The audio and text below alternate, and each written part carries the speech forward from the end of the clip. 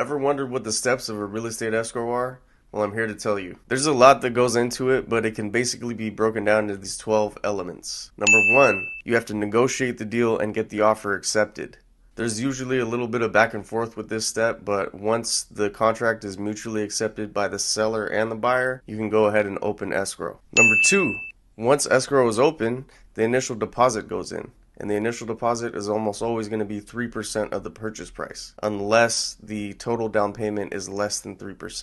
Number three, the title escrow company goes ahead and conducts a title search on the property, ensuring that there are no encumbrances or liens on the property. And at the same time, title insurance is provided so that if something comes out later on, purchaser will be protected. Number four, this involves inspections and contingencies. When a buyer goes into a contract, they typically will have at least one contingency unless it's an extremely competitive real estate environment. If the buyer decided to get inspections, they will order those inspections. The inspectors will go out, inspect the property, and produce reports that the buyer will be able to go over. And if they don't agree with anything that comes out on the reports, they'll be able to cancel the deal and get back their initial deposit. Number five, loan approval. If the buyer is using a loan to purchase this property, they're going to have to go through the loan process with a lender, and that could take some time. And there are a lot of steps involved in that process. Number six, appraisal. Now, the appraisal is only ordered if the buyer is financing the purchase, once again, because it's just a way that the lender can verify that the property is actually worth what they're going to lend on the property. Number seven, signing documents. There are going to be a ton of documents that both parties have to sign. Buyer will have to sign all of the disclosures that are provided on the property. That includes the SPQ, the TDS, any purchase agreement addendums, and any other disclosures that are considered material facts that affect the value of the property. Number eight, the final walkthrough. Now, the final walkthrough is a way that the buyer can verify that the property is substantially in the same condition that it was when they made the offer. So it's just basically a way that they can make sure the property isn't in a significantly different condition that it was when they made the offer. Number nine, funding. Now, the lender, once they're able to get all of the loan documents approved and signed, and they have the final approval from the lender, they'll be able to fund the loan, and essentially those funds will go into escrow right before the deal is closed. Number 10, recording the deed. The title escrow company will take the deed of the property and record the purchaser as the new owner of that property, and that will officially be recorded at the county recorder's office, making that purchaser the new owner of the property. Number 11, the official closing happens after all the funds are dispersed to their rightful places, the seller has been cashed out, the loan funds have gone into escrow, the agents receive their commissions, and the deal is officially closed. And of course, number 12,